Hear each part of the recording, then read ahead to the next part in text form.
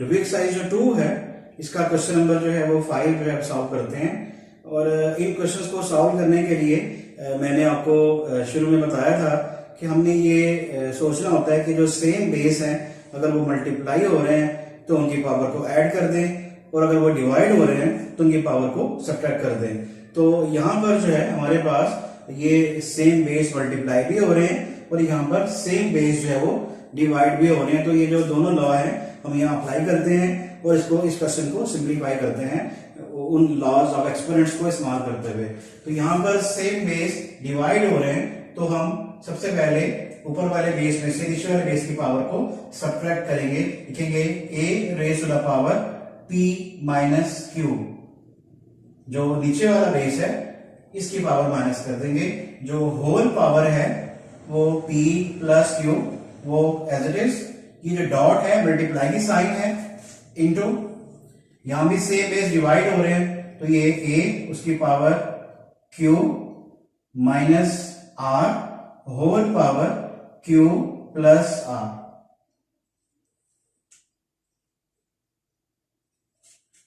Divided by 5। यहां पर ये दोनों सेम बेस है, ये भी a बेस है, यहां भी a है, दोनों मल्टीप्लाई हो रहे हैं तो पावर को ऐड कर देंगे।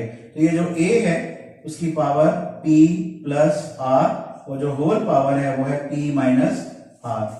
इस क्वेश्चन में इस तरह के जो जहां पर जो बेस है वो कोई न्यूमरल उसने यूज की जगह कोई आप वेरिएबल यूज किया हो, तो जैसे हम उसने a वेरिएबल यूज किया है, इसमें ये लिखा हुआ है साइड पे a इज नॉट 0।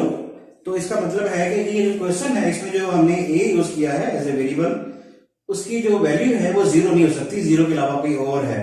क्योंकि अगर उसकी वैल्यू 0 हो तो 0 को 0 से डिवाइड करें तो वो एक अनडिफाइंड टर्म है, इसलिए उसने एहतियातन साइड में मेंशन कर दिया है कि इन दिस क्वेश्चन जो हमने a यूज किया है वो 0 नहीं है। ठीक है, तो इस क्वेश्चन का इसमें इससे ज्यादा कोई रोल नहीं है, बस वो एक उसने हवाला दिया है इसमें कि हमने जो इस क्वेश्चन में a यूज किया है वो 0 नहीं है। 0 के अलावा कुछ भी है वो कुछ भी वैल्यू हो सकती है, लेकिन सिर्फ 0 नहीं है। ठीक है, तो उसको हम यहाँ क्वेश्चन में हम यूज नहीं करेंगे, वो जस्ट इस क्वेश्चन के बारे में एक रेफरेंस है।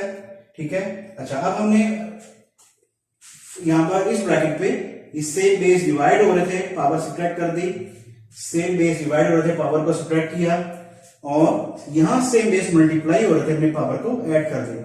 ठीक है, आप साइड पर ये जो लॉज हैं उनके रेफरेंस जो है वो दे सकते हैं मार्कर के साथ अच्छा सा हाईलाइट करके, तो वो पेपर चेकर के लिए अट्रैक्शन का वाइस बनती है बातें ये वाली। अच्छा होता है कि आप अगर इसका जो भी लॉ आपने यूज किया है साइड पर उसका रेफरेंस दे दें। ठीक है, और अलग से मार्कर के साथ। अब यहां पर देखें ये जो a है उसकी पावर है p माइनस क्यू। बताइए जो p और q है ये भी अननोन है, हमें नहीं पता ये क्या इसकी वैल्यू है, तो हम p में से q को माइनस नहीं कर सकते। तो इसका मतलब है कि ये इससे आगे सिंप्लीफाई नहीं हो सकता। तो हमें क्या करना होगा, हम ये ब्रैकेट को ओपन करेंगे और पावर को पावर से मल्टीप्लाई कर देंगे। जो मैंने लॉज लिखे हुए थे उसमें थर्ड लॉ जो था वो ये था कि x raise to the power m whole power n। जब ब्रैकेट ओपन करेंगे तो पावर से पावर मल्टीप्लाई होगी। बिल्कुल सेम उसी तरह से यहाँ पर इक्वल, जब यहां पर हम लिखेंगे a और उसकी पावर जो है p minus Q multiplied with p plus Q, dot है ये वाला डॉट मल्टीप्लीकेशन की साइन, और ये जो है a और ब्रैकेट हमने ओपन किए तो पावर से पावर मल्टीप्लाई होगी, q minus r multiplied with q minus r divided by 5। ये 5 है और ये साथ उसके जो ये a है इसके अंदर की पावर बाहर की पावर से मल्टीप्लाई होगी। ये तो बेस a और उसकी जो पावर है वो p plus r multiplied with p minus r।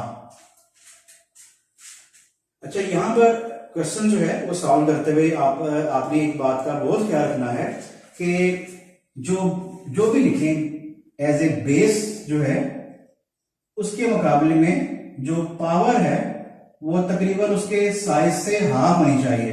यानी कि जो बेस है वो अगर ये इस साइज का है तो पावर उससे हाफ साइज की उसके राइट कॉर्नर पे होनी चाहिए, राइट साइड पे। ठीक है, तो मैंने इसलिए थोड़ा सा ए को बड़ा लिखने की कोशिश की है ताकि वो जो बेस है वो बड़ा नजर आए और पावर उससे कम नजर आए, क्योंकि पावर काफी बड़ी है तो मैंने बेस को पहले से थोड़ा सा बड़ा कर दिया यहाँ पर। ठीक है, अब यहाँ पर ये जो p माइनस क्यू है, जब ये p प्लस क्यू से मल्टीप्लाई होगा तो यहाँ पर एक अलजेब्रा का एक फॉर्मूला है, उसे डिफरेंस फॉर्मूला कहते हैं। तो वो मैं फॉर्मूला का रेफरेंस यहाँ दे देता हूं। अगर हम a प्लस बी को मल्टीप्लाई करते हैं a माइनस बी के साथ तो ये इक्वल होता है a square minus B square के। इसमें a माइनस बी पहले हो, a प्लस बी बाद में हो, फिर भी यही रिजल्ट आएगा। इसका नाम है डिफरेंस फॉर्मूला। और जब भी कोई फॉर्मूला लिखें तो ऐसे ब्रैकेट लगाकर उसके बाहर 3 डॉट लगा दें कि हमने रेफरेंस ले लिया राइट साइड पे कि ये जो फॉर्मूला हम यहाँ यूज करने लगे हैं। तो इस फॉर्मूला के अकॉर्डिंग नेक्स्ट स्टेप में ये जो a है बेस a, इसकी जो पावर है ये होगी p square minus Q square multiplied with base a, ये वाला a, और ये इसकी पावर है Q square minus R square divided by 5, और इसकी पावर है a और इसकी power p square minus R square. तो हमने अलजेब्रा का जो फॉर्मूला है a plus B into A minus B is equal to A square minus B square, ये बड़ा जबरदस्त फॉर्मूला है। ये हमने इसको मल्टीप्लाई करके ये रिजल्ट लिखा है। बाद बार ये फैक्टराइज में यूज होता है काफी ज्यादा, तो हमें इसको अच्छे से इसको याद होना चाहिए फॉर्मूला को। आप देखें यहाँ पर दो जो बेस हैं वो मल्टीप्लाई हो रहे हैं और एक जो है वो डिवाइड हो रहा है बेस।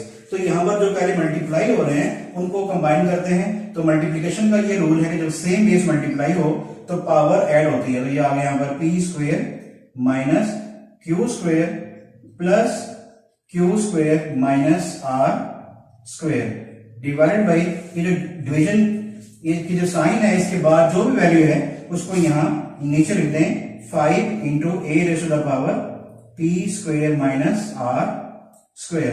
क्योंकि ये डिवीजन फॉर्म है, ये फ्रैक्शन फॉर्म है, हम इस डिवाइड के बाद वाले को नीचे ही लिखते हैं एज ए डिवाइजर। अब यहाँ पर ये minus Q square plus Q square cancel हो गए हैं, हमारे पास ऊपर जो रिमेनिंग वैल्यू है वो आ रही है, मैं जगह सेव करके यहाँ लिख देता हूँ, is equal to a raise to the power p square minus R square divided by 5 into a raise to the power p square minus R square. इसको इससे डायरेक्ट हम कट कर सकते हैं, लेकिन बेहतर है हम लॉ यूज कर लेते हैं, जो लॉज ऑफ एक्सपोनेंट्स हैं। जब सेम बेस डिवाइड हो तो पावर माइनस होती है। तो इसका जो नेक्स्ट स्टेप है, ऊपर जो है ये a जो है इसको यहाँ रख देंगे, तो नीचे वाला a है इसको ऊपर उसमें पावर, इसकी पावर उसको पावर से माइनस कर देंगे। तो ये फ्रैक्शन की ये लाइन, ये ऊपर वाला a, ये वाला उसकी power p square minus R square as it is, ये जो बेस है इसकी पावर उसमें से माइनस करेंगे तो इनके साइन चेंज होंगे, minus P square minus minus plus R square. और जब भी हम माइनस करते हैं साइन चेंज करते हैं तो इसकी पावर के साइन चेंज हो जाएंगे।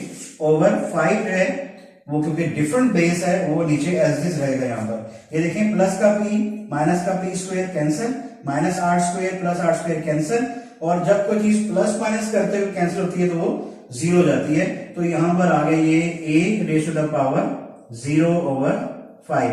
और मैंने एक वीडियो बनाई थी जिसमें मैं बता रहा था कि किसी बेस की पावर 0 हो तो 1 के इक्वल होता है। तो यहां पर आ गया ये a raise to power 0 1/5। Side पे आप रेफरेंस दे सकते हैं कि यहाँ पर कोई भी जो बेस है उसकी पावर 0 हो तो वो 1 के इक्वल होता है। तो ये एक अच्छी बात है, हमारा आंसर आ गया 1/5। अब ये जो 1/5 है ये एक प्रॉपर फ्रैक्शन है, इसमें ऊपर वैल्यू छोटी है, इससे ज्यादा है, इसे डिवाइड नहीं करना होता, ये ऐसे हमारा आंसर है। तो इस तरह से 1/5 है, हमने आसानी से इसको सिंप्लीफाई करके फाइंड कर लिया है, इसका आंसर सिंप्लीफाइड फॉर्म में। अब इसका नेक्स्ट